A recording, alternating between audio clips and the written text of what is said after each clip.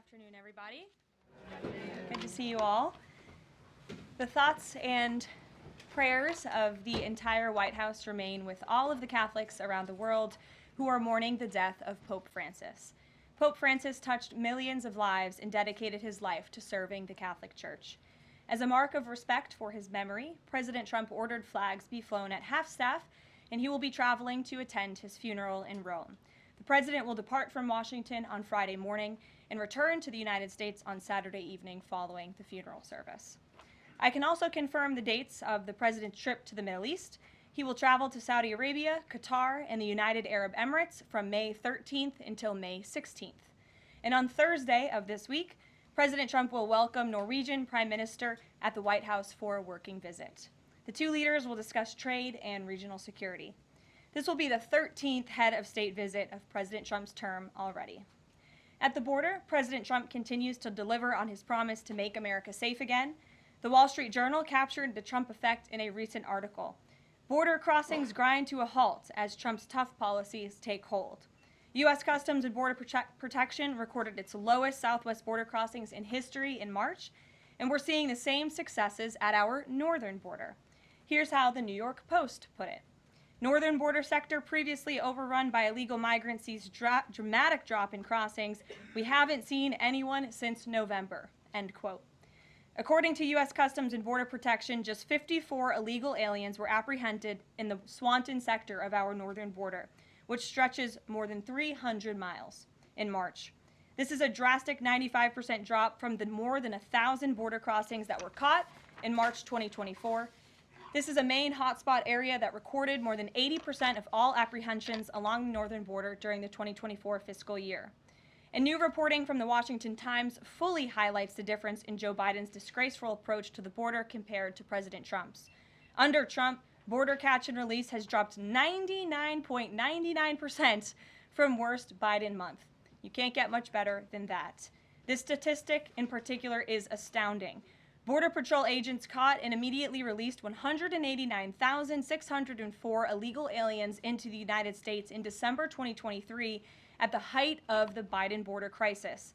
But under President Trump, Border Patrol agents caught and released only 20 illegal aliens into the U.S. in the month of February. Thanks to President Trump, operational control of the border is becoming a reality, and the administration's historic enforcement measures are yielding huge results. Illegal aliens are finally getting the blunt message. If you cross the border illegally, you will be swiftly deported and never return to the United States of America. Efforts to arrest the criminal illegal alien invaders are continuing to ramp up. ICE Chicago arrested a Mexican national convicted of predatory sexual assault of a child in Cook County, Illinois. This week, ICE Denver arrested a Mexican national convicted of sexual assault of a child in Houston County, Texas. ICE Miami arrested a Nicaraguan convicted of aggravated battery in Hillsborough County, Florida. ICE Houston arrested a Salvadorian national convicted of attempted sexual assault of a child in escape in Dallas County, Texas. And ICE Chicago arrested a Mexican national convicted of aggravated sexual abuse of a minor in Illinois. Despite the Democrats' insane objections, President Trump will continue to embolden law enforcement officers to arrest dangerous legal alien criminals and keep our communities safe. And also thanks to President Trump's America First economic approach, investments continue to pour into our country. Swiss pharmaceuticals company announced they will be investing $50 billion in the United States over the next 5 years, creating 12,000 new quality jobs. Regeneron Pharmaceuticals also agreed to pay Fujifilm Technologies more than $3 billion over the next decade to help manufacture its medicines in the United States. It's a top priority for President Trump to ensure we are producing critical medicines and pharmaceutical drugs right here in America, and that is exactly what we continue to see happen every day. In other news, the Trump administration has announced we will put an end to Joe Biden's illegal student loan bailout attempts. No student loan has been referred to collection since March of 2020. That comes to an end. On May 5th, the Department of Education will resume involuntary collections for borrowers with defaulted federal student loans. The student loan portfolio controlled by the federal government is nearly $1.6 trillion, but fewer than 4 out of 10 borrowers are in repayment. This is unsustainable, unfair, and a huge liability for American taxpayers. Debt cannot be wiped away. It just ends up getting transferred to others. So why should Americans who didn't go to college or went to college and responsibly paid back their loans pay for the student loans of other Americans? The Trump administration will never force taxpayers to pay student loan debts that don't belong to them. Student loan borrowers need clarity, and we're finally giving it to them. Borrowers will now be clearly expected to repay their loans, and those who default on their loan obligations will face involuntary collections. The government can and will collect defaulted federal student loan debt by withholding money from borrowers' tax refunds, federal pensions, and even their wages. America is $36 trillion in debt. We must get our fiscal house in order and restore common sense to our country. If you take out a loan, you have to pay it back. It's very simple. President Trump will not kick the can down the road anymore. Before we open it up to questions today, I want to commend our pool photographer who is in the room with us today. ABC News photojournalist Melissa Young is retiring after 44 incredible years on the job, covering here at the White House.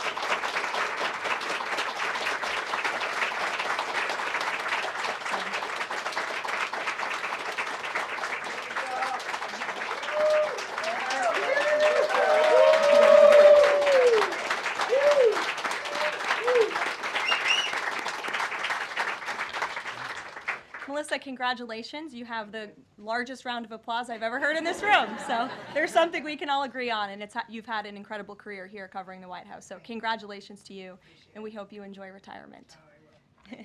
I'm sure you will.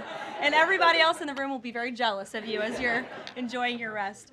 All right, let's get to it. We have an individual in our new media seat today. His name is Tim Pool. He's a political commentator and a media entrepreneur with millions of followers, a very big platform. Currently hosts Timcast IRL, a daily news and discussions show, and The Culture War, a weekly podcast exploring cultural and political issues.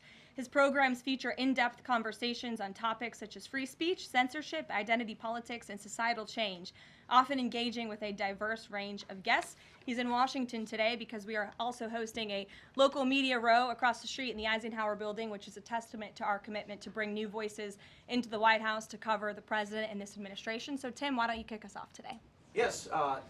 Many of the news organizations that are represented in this room have marched in lockstep on false narratives, such as the Very Fine People hoax, the Covington smear, and now what's being called the Maryland Man hoax, where an MS-13 gang member adjudicated by two different judges, I believe, is just simply being referred to as a Maryland man over and over again.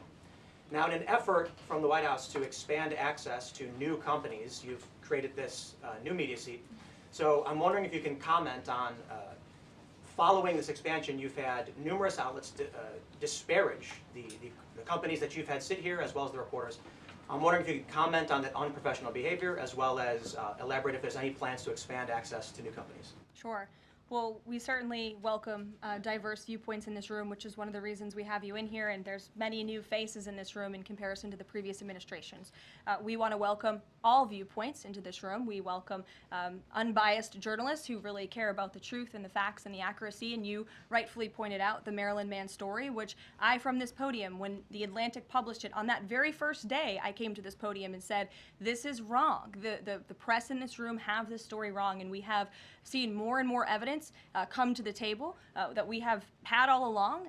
We were always right. The president was always on the right side of this issue to deport this illegal criminal from our community. And it is despicable to see the media continue to refer to this individual as someone who is just a peaceful man living his life in Maryland. This was and always has been an illegal criminal, an MS-13 gang member, and a designated foreign terrorist. And the administration maintains our position to deport these individuals from our community. So thank you for being here, Tim. It's great to see you. Thank you. Dasha, why don't you kick us off? Thank you, Karoline. You're welcome. I really appreciate it. I have two questions, one on the Pentagon and another on the economy. You said on Fox News that the entire Pentagon is working against Secretary Hegseth, but the people who were fired were Hegseth's own guys. So how do you square that, and what do you say to concerns that that's bad management? They were Pentagon employees who leaked against their boss to news agencies in this room, and it's been clear since day one from this administration that we are not going to tolerate individuals who leak to the mainstream media, particularly when it comes to sensitive information. And the Secretary of Defense is doing a tremendous job, and he is bringing monumental change to the Pentagon. And there's a lot of people in this city who reject monumental change, and I think, frankly, that's why we've seen a smear campaign against the Secretary of Defense since the moment that President Trump announced his nomination before the United States Senate. Let me reiterate, the President stands strongly behind Secretary Hegseth in the change that he is bringing to the Pentagon, and the results that he's achieved thus far speak for themselves. Is there an FBI investigation into the leaks? The Secretary said that these people would be prosecuted, so is the FBI investigating? You'd have to ask the FBI, you have to ask the Department of Justice on what they plan to do, but certainly we take leaks with the utmost seriously across this administration. You've seen people fired from the Department of Homeland Security. The President has made it clear it's an unacceptable behavior. And on the economy, Caroline, Peter Navarro said that it's perfectly possible to do 90 deals in 90 days. We haven't seen one just yet. How soon might we see a deal, and what evidence can you share that progress is being made in these trade negotiations? Sure. Well, I spoke to our entire trade team this morning. There is a lot of progress being made. We now have 18 proposals on paper that have been brought to the trade team. Again, these are proposals on paper that countries have proposed to the Trump administration and to our government. You have Secretary Bessent, Secretary Lutnick, Ambassador Greer, NEC Director Hassett, and Peter Navarro, the entire trade team, meeting with 34 countries this week alone. We are moving at Trump speed to ensure these deals are made on behalf of the American worker and the American people. And just yesterday, it seemed to get a little bit lost in the news, and I think it's a disservice to the American public that it did. The Vice President announced terms of reference for a trade deal with India. That is a big deal. We know when we look at the numbers, the monetary trade barriers and the non-monetary trade barriers from India, they have been ripping off the United States and American workers for a very long time. So the fact that the Vice President with Prime Minister Modi on that trip in India announced these terms of reference, which is essentially a framework to move the ball forward to sign a good trade deal between our two nations, is great progress, and it speaks to the work ethic and the real labor that's being put into this effort by the President's trade team. Sure. Go ahead. The proposals that you talk about, is that enough to extend the pauses on these reciprocal tariffs, or does the President need to see, these deals inked and signed to offer any sort of additional extension beyond the 90 days? Well, look, ask me in July when the deadline hits. I know I'll be answering those questions from all of you in this room. There's a lot of time left, and the President's trade team is working, again, at Trump speed as quickly as they can to ensure that these deals can be made. Are any of those conversations yet with China happening? I actually do have something to share on that. I asked the President about this before coming out here, and he wanted me to share with all of you that we're doing very well in respect to a potential trade deal with China. As I mentioned, there have now been 18 proposals in more than 100 countries around the world who are wanting to make a deal with the United States of America, and the President and the administration are setting the stage for a deal with China. So we feel everyone involved wants to see a trade deal happen, and the ball is moving in the right direction. Sure. Setting the stage for a deal with China, what does that mean? Has the President spoken directly with Xi yet? I don't have anything to read out on a direct talk between the President and President Xi, but we will continue to keep you updated. And Secretary Bessent reportedly today told investors that this trade standoff with China he expects will be de-escalating soon because, as he described it, reportedly the situation is unsustainable. Is the President considering taking steps to de-escalate the situation with China? Again, I just read you words directly from the President of the United States. Those are moments ago. That's where his head is at right now. Caroline. Sure. Caroline, I had two questions, one on immigration and one on China. First on immigration. Roughly how many illegal immigrants and aliens do we have in our country, and how many does the administration plan on deporting? Sure. Well, you'd have to ask the Department of Homeland Security for a specific number, but we suspect it's definitely in the millions, perhaps upwards of 20 million people that were allowed into the country illegally by the previous administration. And the President and his team are focused on deporting as many as we possibly can, and they are moving as quickly as possible. The President's team has made it clear we need more funding from Congress to do more. We need more ICE agents out on the ground doing this very important work. And we also need rogue district court judges to stop acting as judicial activists, trying to block the administration from deporting illegal criminals from our nation's interior. The American public elected the president to do this, and he's following through with that And promise. we have over 250,000 Chinese nationals in our country right now on student visas. Does the administration believe there's any national security concern when it comes to those over 250,000 Chinese nationals in our country? Well, as you know, when it comes to foreign visas, the Secretary of State has the right to revoke visas of those who we feel are acting in a adversarial way to our foreign policy interests here in the United States. He has that authority according to the Immigration and Nationality Act. So I would defer you to the State Department for any individual case, but they are looking at individuals who are given the privilege of being on a visa in our country, and if they are acting, again, adversarial to our foreign policy interests, their visa can be revoked, and they should be aware of that. Sure, go ahead. Yes, I'm calling on you. Thank you, Caroline. You're welcome. Over the last few weeks, several countries have warned their citizens about travel to the U.S., and the Department of Commerce's own stats know that show that from a lot of countries, the number of visitors is falling. Does the White House have any message for people that might be reconsidering business or tourism travel to the U.S.? Where did you see that report? With the statistics coming from the Department of Commerce, Said what? It's That- hard to hear you. Sorry. that visitors from a lot of countries have fallen in the last 3 months. I'd have to look at that report to comment on the merits of it. I think most people around the world recognize the United States of America is a great place to do business. It's a beautiful place to visit, and they should certainly come here because it's a much safer country than it was 4 years ago under the previous president. Libby, good to see you. Caroline, a question about this upcoming announcement from HHS to ban food dyes. During the first week of the administration, the FDA announced that it's pulling its plan to ban menthol cigarettes.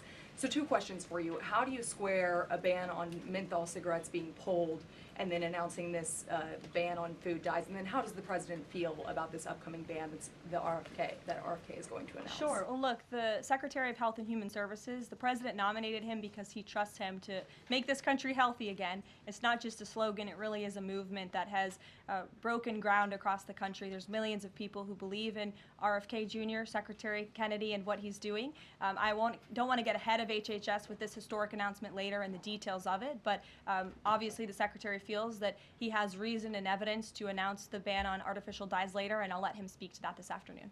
Phil. The president started the process of reclassifying more than 50,000 federal employees as Schedule F. We've already seen him march through a number of government agencies. I'm curious, should we expect mass firings, or is this a case-by-case approach, a scalpel or a sledgehammer?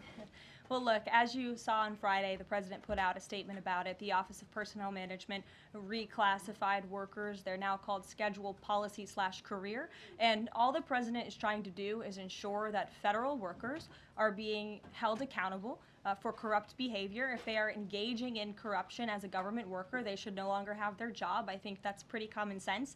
He also believes that bureaucrats should be acting in accordance to the will of the American public, who duly elected this president. Not just this president, but all future presidents. If you work for the government, you should be adhering to the will of the American public and advancing the administration's goals and interests. And if you are not doing that, then you should go find another job whose interests you align with. So as for specific firings, I would defer you to the specific agencies, but the president in this move and Office of Personnel Management, it will make it easier to get rid of rogue bureaucrats who are engaging in corruption. And then another quick question about Sure. Google, real quick. A federal court ruled last Thursday that Google's dominance of online advertising and ad tech markets violated U.S. antitrust laws.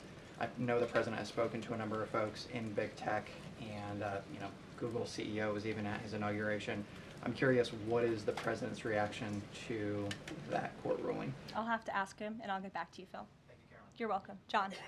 Thanks a lot, Caroline. Some economic questions for you.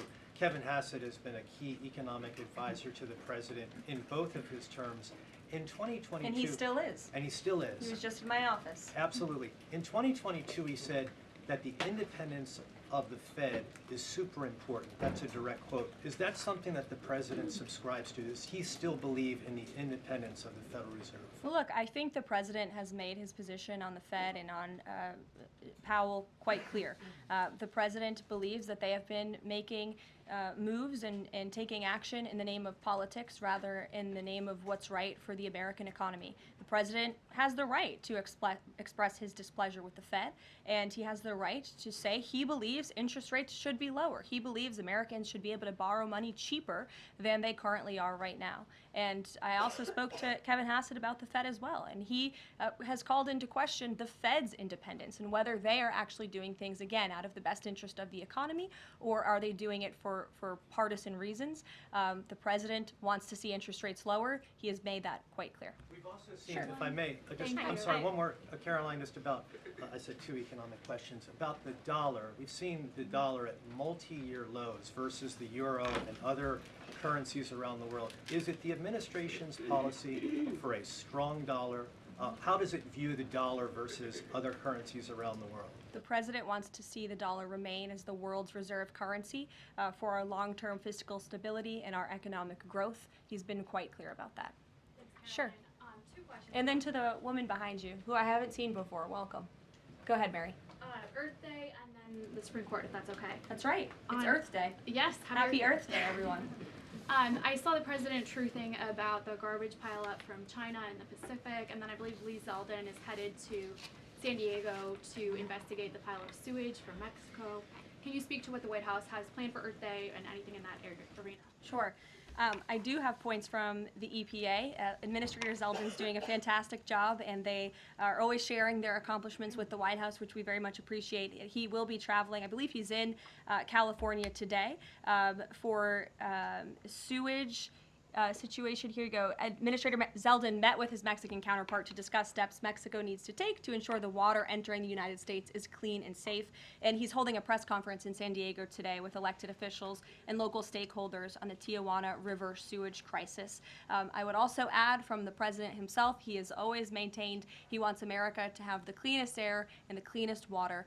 And we want to do what's right for our environment and for our earth. And a lot of that is making sure that we have clean and sustainable energy, and we know that we produce natural gas cleaner and more efficiently than any country in this world, and the president wants to see that continue. Thank you. And then on the Supreme Court, I know the court is hearing a case dealing with parents who don't want their kids having to read gender ideology books in schools. Can you comment on that case and what the Trump administration hopes to see come from that? Sure. We hope the Supreme Court will do the right thing, and the president has been very clear. He stands on the side of parental rights, and he believes strongly that parents should have a greater say in their children's education and the content, if you will, that children are being exposed to in our public school system.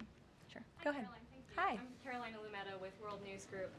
The administration ended some temporary protections for Afghans, including several hundred Christians who have been punished by the Taliban. Is the president considering any exceptions for Afghans who could face death or torture if they return to their home country?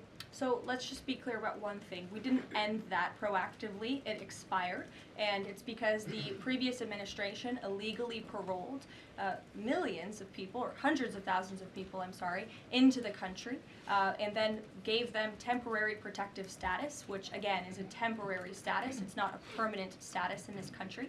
And if there are individuals here who came in through the Biden administration who want to claim asylum, there is a legal process to do that, and those cases will be adjudicated by a judge on a case-by-case basis. We have a legal immigration process in this country for a reason, and all this administration is trying to do is effectuate that. Reagan. Thank you, Caroline. I have two questions for you Sure. on immigration.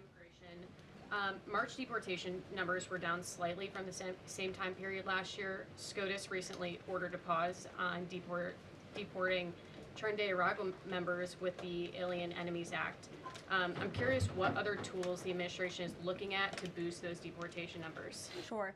Well, we are obviously complying with the court's order. However, it was a temporary pause. The Supreme Court basically said, sit tight, and they will follow up with an order, and we're confident that the Supreme Court will rule on the side of law and recognize the president absolutely has the executive authority to deport foreign terrorists from our nation's interior under the Alien Enemies Act.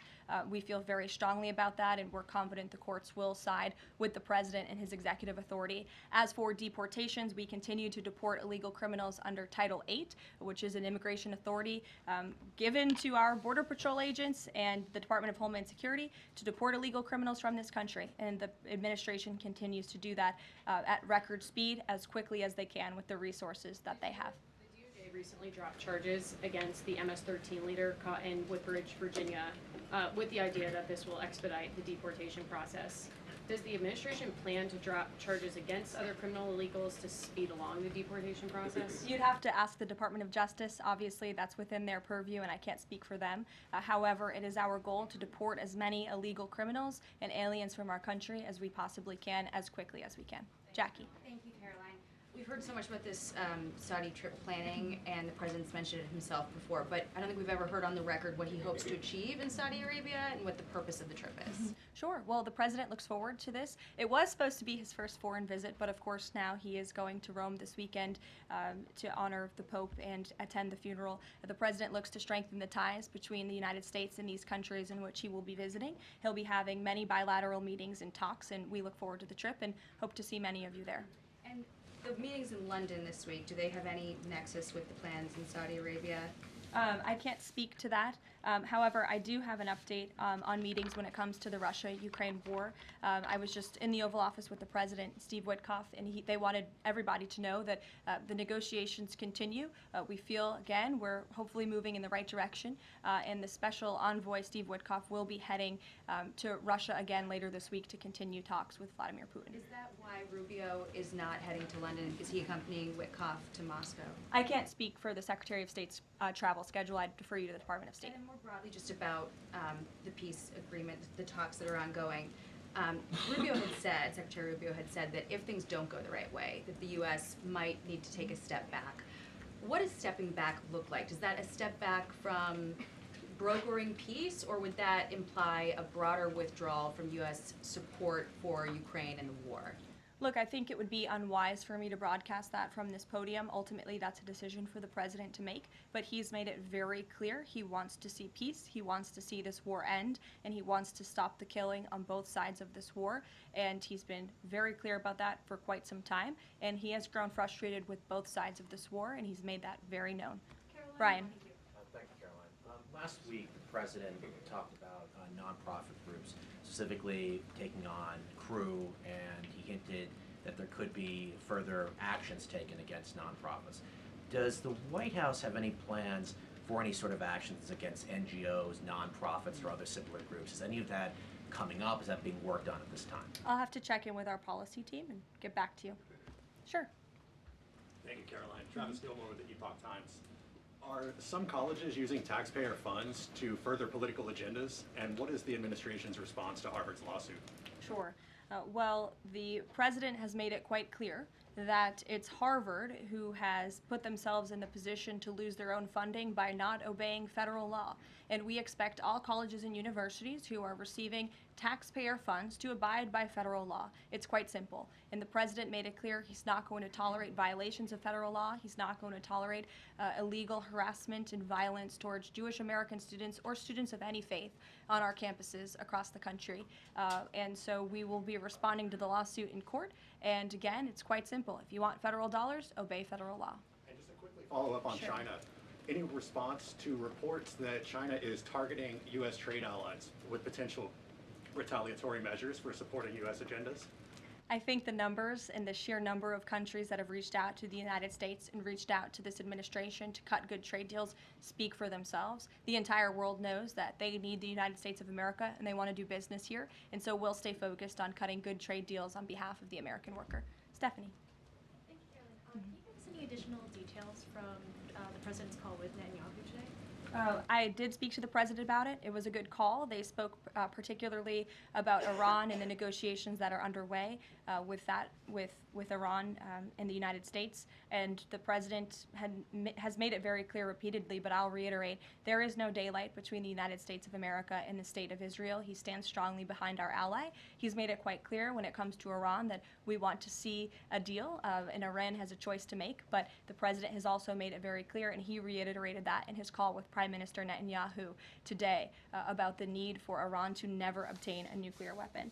I do have one more bit of news that I would like to share with all of you. Just give me 1 second to find it. And it's in regards to the terrorist attack that took place in India earlier today. The president has been briefed by the National Security Advisor, and he's being kept up to speed as more facts are learned. What we know already is dozens were killed and even more were injured in a brutal terrorist attack in a popular tourist location in South Kashmir. President Trump will be speaking with Prime Minister Modi as soon as he possibly can to express his heartfelt condolences for those lost. And our prayers are with those injured and our nation's support for our ally India. These types of horrific events by terrorists are why those of us who work for peace and stability in the world continue our mission. So we'll give you a readout of that call later this afternoon. There's a lot of work to be had. You may hear from the president later this afternoon as well, and we'll see you all later. Thank you. Were any Americans among those dual American citizens? We'll keep you posted. Yeah, thank you.